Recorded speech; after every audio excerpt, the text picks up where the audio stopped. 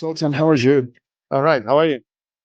I'm pretty fine. We're here to talk about your new release, Afterlife Special Edition. Hmm. 2 years ago, Okay. you released Afterlife, your most recent album studio. Uh-huh. Now you present a new edition, but with the addition of a new song, "This Is the Way," Hmm. with DMX. Why did you decide to release this as a complement of Afterlife instead of presenting it as an EP or an independent single? Okay. So the actual reason is actually very simple because we, we look at an album. Every album is one piece of work. So that means every single song that exists on this album is there for a reason, right? And you know, it's the whole idea of the album has to have a flow. There are certain kind of songs on that record talking about certain kind of things. So this is one complete picture for us, right? And the song "This Is the Way" was done at the same time when we did Afterlife, and unfortunately, we couldn't put it on the record because what happened, we as you know, DMX passed, and now we have this song, and now we have to we have to pass by every single person that was ever involved in this, all the producers, record labels, publishers. So this was a quiet an undertaking to have everyone's signature and everybody sign off on this song so it can be on a record. And at the moment, it seemed like that we're not going to be able to do it on time, meaning by the moment Afterlife would hit the shelves, we might not have all the paperwork in order. And so didn't want to, but the final decision was like, well, okay, we're not gonna put this on the record, and we're just gonna have to wait and see. And when all the paperwork is done, then we might do this what we just did, that we re-release the record with this song on it, right? So up until this moment, we felt like this record wasn't complete because that song was on that record and was meant to be on that record. And so because since we re-released it now, finally complete as it was meant to be, since it's a deluxe, we figured like, well, hey, there are a couple of acoustic versions of some songs, like let's throw those one on the same record as well, so the fans got to hear something other than just one new song, right? So that's kind of how this came about. It was really that was the final completion on the record to the way it was meant to be. And I think it's curious because I think the name Afterlife now can take a different meaning for you now than when you decided it a couple years ago, right? Right. Well, exactly. So that was not an accident, right? So that's what I mean. Like this song, now you see that the title is called Afterlife, and this song with DMX on the record, and there is Judgment Day that is also talk about afterlife and talk about some subject that connects to this. So you know, so now you can see how this is one picture, and without this song, it wasn't a complete picture. We didn't change the title; it was still Afterlife, but as I said, the puzzles didn't completely connect up until this moment. Like Judgment Day was, for example, about actually exactly about this, about passing on, right? And there's a song Afterlife is obviously that can be taken many different ways, but generally the whole record is dealing with this question of afterlife. The word afterlife, this phrase, what it means to you will determine how you're going to live your life, right? Like to make you an example, if let's say look at the Vikings, let's say the Judeo-Christian Western society, and let's say the Buddhists, they have a very different idea of afterlife, right? The Vikings believe in Valhalla. They believe that the only way you can go to this afterlife, this Valhalla, if you die in battle. So you're going to end up with a fearless society that is seeking war, seeking conflict, because they want to live, maybe they want to die in conflict, not as an old man, but want to die in battle because that's their belief. So their afterlife is very different from, let's say, the Buddhists. The Buddhists believe in reincarnation, and they believe that by living a spiritual life, they can escape the cycle. And so they don't have to come back to this plane called samsara. They call this the land of illusion, right? And so they don't have to come back. So they're gonna live a very spiritual life and try to, become possibly enlightened or close to enlightenment, so they can escape it, right? And then you take the Judeo-Christian, you know, societies who have this heaven and hell concept, right? So that now this is about how you live your life will decide that you go to heaven or hell. So that's your picture of afterlife. So that simple one phrase, afterlife, and the way you think about this and the way you perceive that and understand that will 100% decide the way you're going to live your life. So that was the concept on the whole record. And then Judgment Day, or this song, This Is the Way, also connected. So we were really proud of that, actually, how so many sub levels here, so many dimensions are connecting together. And now you can understand why this was kind of a thorn in our side. Like, man, this song was meant to be on this record, and it's not complete until it is on it, and now it is. So mission accomplished. That's great. And how did the collaboration with DMX came about? Because he was not a little thing. DMX was one of the greatest rappers in history. I think he is the fifth one who sold the most rap albums or something like that.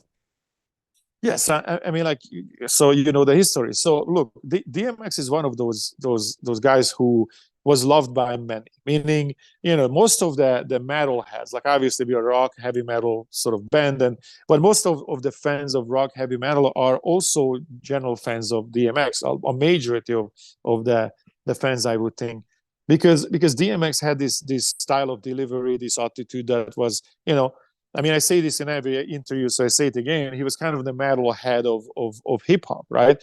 So that he would completely fit in this, and so this conversation of we should try to work with DMX was a bucket list item for us for 6-7 years, maybe even more. And so this conversation is not new. This happened for a period of time, and it just never came together. Either he wasn't available, we were not available. Synchronizing these schedules are extremely difficult, and when then finally this could have happened, unfortunately DMX passed. So, but we didn't give up. We didn't, at that moment was the question mark, like, what do we do now? How do we proceed? And we decided to not to give up. It was something we always wanted. It was something that was a bucket list item, as I said, and we kept working, we kept going at it, and we had the rights. We got the rights to use some of these master recordings. And basically what we did, we took verses of the master recordings that we got the green light on, and we rewrite the music around it, and then merged it to one of our songs, which is like a little story. Like, that's also one of the reasons that if you look at Judgment Day and then you look at This Is the Way, there are the lines in the songs are the same lines, and that's why, because we could put out these songs, so those lines ended up living on on Judgment Day. And then it's also became a two medley, because it was some of his verses that were released on a mixtape a long time ago. It's not something that's well known. And then there is a song of us that we use the same lyrics and we mashed it together. So so when the song was done, we knew we had something. We had something important. We had something amazing, and that's why it was. We didn't give up at the moment. We kept working on clearing all the rights, clearing all the the red tape. Talk to every producer that was involved, every record label publisher, and then also we sent it to DMX's friends, and that was probably the most amazing part of getting the thumbs up from everyone around him. People who know him, people who were very close to him, were saying like, man, he would have loved this.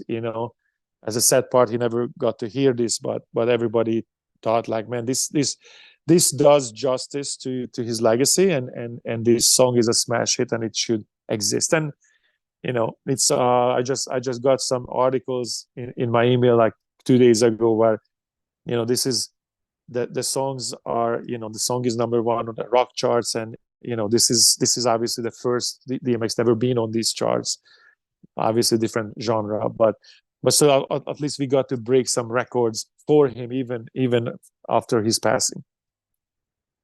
That's great. And I think this kind of collaborations, this kind of songs like This Is the Way, show us that music should build bridges, bring people closer. But many times fans of certain genres, especially metal, are quite close-minded, Right. and don't like other genres get close to the metal.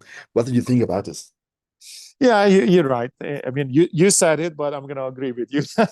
Actually, I'm gonna agree with you. Like there's definitely that. There's definitely the closed-mindedness. There's definitely this idea. It's almost like it's funny because the more extreme stuff you listen to, the more of a gatekeeping is happening. Like this is our music, and you know, if anybody, so to speak, civilian, not into extreme metal, likes a band, then that little close circle will abandon that band. This is what you see where any metal bands start to get popular, right? The original hardcore fans or that closed-minded circle will fall off because they cannot like a band that their parents also like, or general people that are not, you know, completely metal would like a band. So then you see that how this is falling off. So yeah, there's a little bit of that, but I think in the same time, you know, these collaborations are great because it's opening the door. You know, it's opening the door. People who don't listen to metal, a lot of people who don't listen to metal now because of this song will listen to this song at least, right?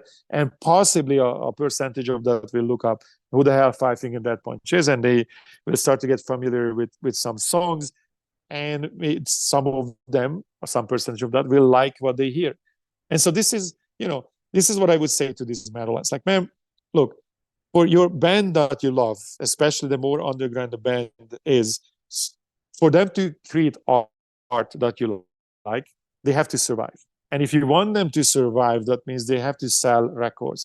They have to be able to sell concert tickets. And because it's such a sub-genre, they're not going to be able to do that. So you see these great artists who are in bands but also have a job or two, and they can tour sometimes. So what you're getting is, like, if you're a fan of those extreme bands, they're not making the money. They can't survive from this, right? So the only way they can do that if the audience broadens, right? That's the only way.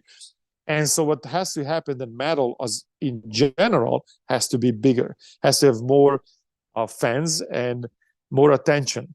So that way it trickles down. So the subgenres also get bigger. So your favorite artists can survive. So bands like, you know, Disturbed, the Avenged Sevenfold, Five Finger Death Punch, these are that you guys call the gatekeeper bands, they absolutely need to exist. Because without us, you're not going to be able to recruit people to this genre.